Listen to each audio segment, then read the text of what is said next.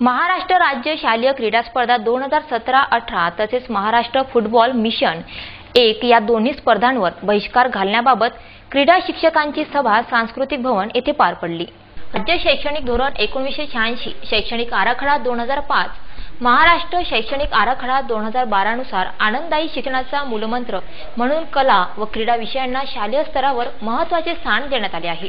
तसेच आरटीई अधिनियमातील तरतुदीमधील निकष व मानके याप्रमाणे अद्यापर्यंत शालेय स्तरावर विषयनिहाय भारांश आणि तासिका वितरणाची अंमलबजावणी केलेली होती।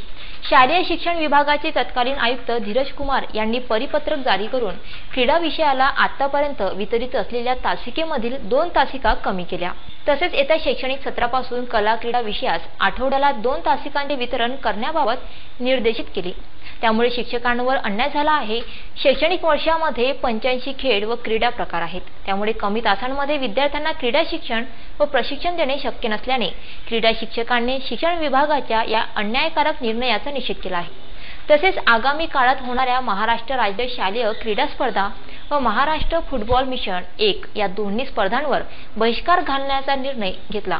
या संदर्भात नितीन चव्हाण यांनी दिली प्रतिक्रिया। गेल्या 2 महिन्यापासून क्रीडा शिक्षक आपल्या अस्तित्वाची लढाई लढत आहे। 28 एप्रिल 2017 रोजी शासनानं या क्रीडा शिक्षकाचा वर्कलोड म्हणजे कार्यभार 4 तासिकेवरून 2 तासिकेवर आणला।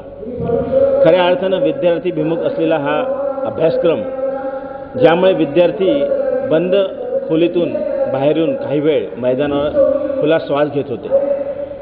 खऱ्या अर्थानं ही गदा आहे शारीरिक शिक्षणापेक्षाही विद्यार्थ्यांवर। जे विद्यार्थी आपला आनंद खेळण्यात आपला खरा वेळ म्हणजे दिवसभराचा जो त्राण होता, जो अभ्यासाचं टेन्शन राहायचं, ते टेन्शन हा विद्यार्थी या कला, क्रीडा आणि शारीरिक शिक्षण आणि संगीत या विषयाच्या माध्यमातून हा विद्यार्थी आपलं जो टेन्शन होतं रिलीज करत होता, जेणेकरून पुन्हा त्याचा उत्साह कायम राहून पुढच्या तासिकेला तो बसू शकेल।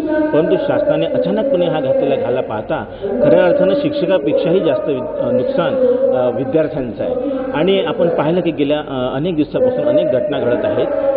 विद्यार्थी या अभ्यासाच्या टेन्शनपायी आणि पालकांच्या खूप अतिरिक्त काय म्हणून आपण त्याला अपेक्षेपायी हा विद्यार्थी अनेक विद्यार्थ्यांनी आत्महत्या सुद्धा केली। मैदानात गेलेला हा विद्यार्थी जो खेळाडू आहे, तो त्याला हार आणि जिंकण्याची सवय आहे, तो कधीही अशा प्रकारचं पाऊल उचलत नाही।